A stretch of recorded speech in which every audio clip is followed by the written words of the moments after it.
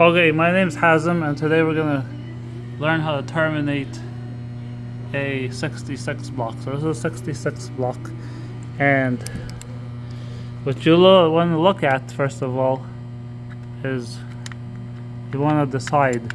So usually on the left side is what are our permanent links. So these are wires coming in from either our phone system or from our wall jacks out in the building, and they all get terminated on the left.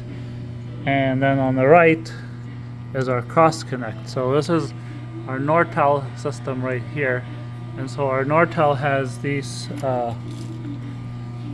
25 pair connector wires, which plug in straight into our 66 block, which is pretty cool. So they don't have to terminate them separately, but if you did have to terminate them separately, you would just punch them down on the left. And these are cables going to our phone jacks in the building, and so they get terminated to the left and here. So what I ended up with is, and this isn't my work, but we have on the left side all the wires for the building, and on the right side we have all the wires for the phone system. And so we've also got wires from our telephone company coming in from the ground. So now if you look here on our Nortel, we've got line 1, 2, 3. So somebody's labeled these get cross connected to the phone lines from the phone company. And then these are all of our extensions, say extension 20 to 44. So wherever, say 44 is out somewhere here, so we run a cross connect wire from our Nortel to our wall. So once you decide on a layout, then you have to think about how you want to terminate these. Now there's two ways to do it. When you look at a 66 block, if you wiggle the prongs, you can see the left two prongs are attached to each other, and the right two prongs are attached to each other. So these two work together. So whatever you punch down on this prong,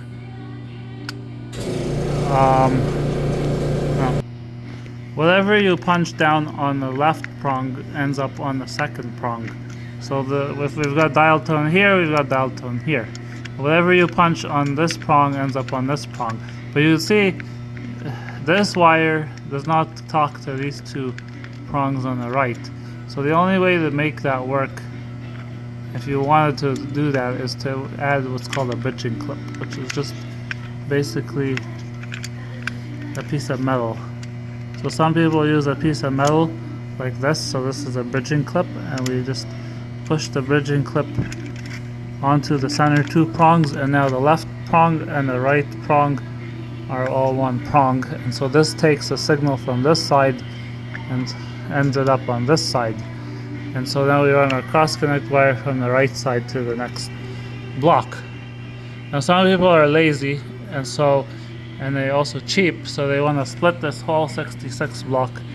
I can actually double it. And so what they do is they punch down, say, the cabling from the building on the first prong, and then the cross connect on the second prong. So if I put this wire, let's say here, then this and this are connected, and I don't need a bridging clip, and I can use this side for a whole another set of wires, and I've doubled the capacity of my block. But it's kind of a sloppy way to do this. Now you also see these as six clips, so you can have 1, 2, 3 on one side and 3 on the other side, which doesn't really matter. But if we take a look here, to punch down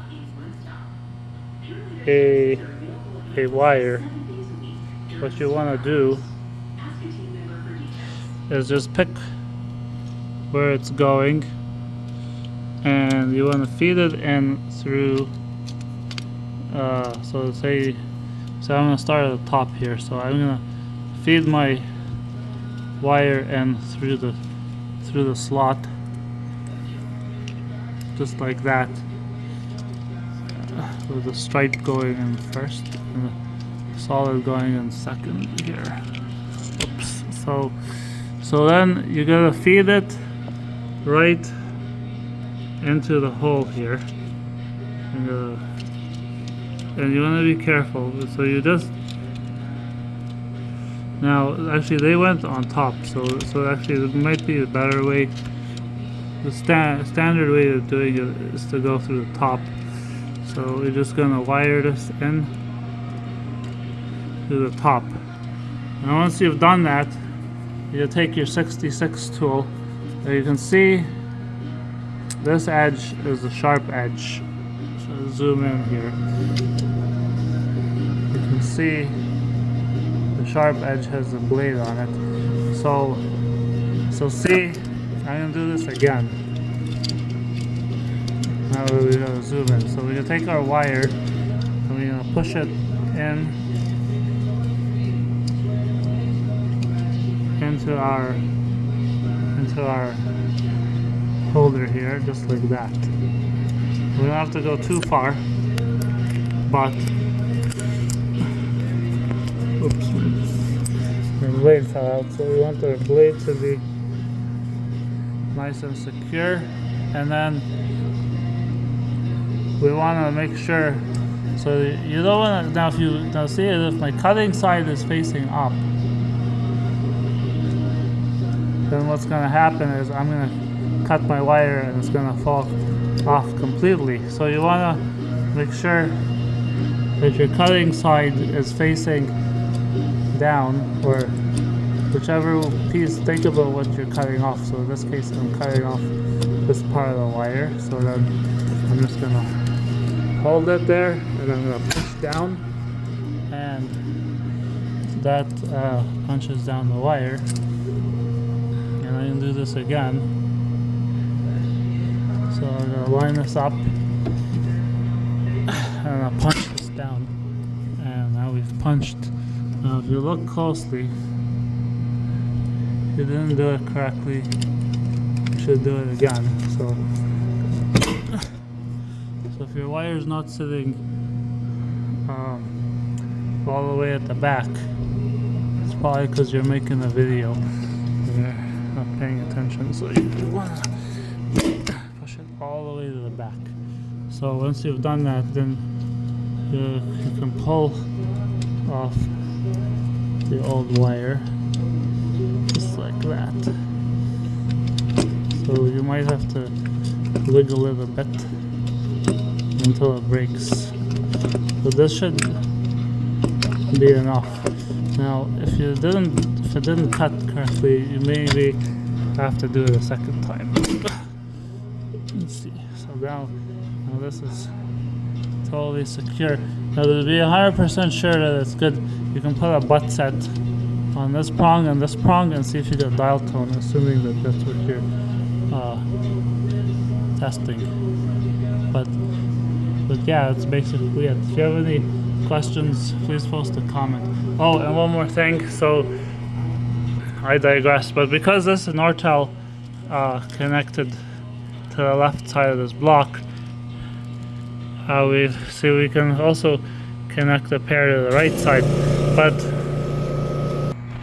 that meant that they could use the left side to cross connect, so they didn't really need bridging clips here. If you have any questions, please post a comment. Thank you.